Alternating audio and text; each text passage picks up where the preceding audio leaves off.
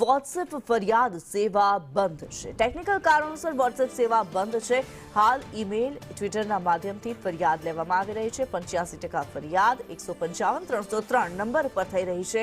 10% ફરિયાદ ટ્વિટર અને મેલથી કરવામાં આવી રહી છે। 5% ફરિયાદ વોટ્સએપના માધ્યમથી થાય છે। ત્યારે હાલ વોટ્સએપથી ફરિયાદની જે સેવા છે તે બંધ છે। ટેકનિકલ ખામીના કારણે આ સેવા બંધ છે।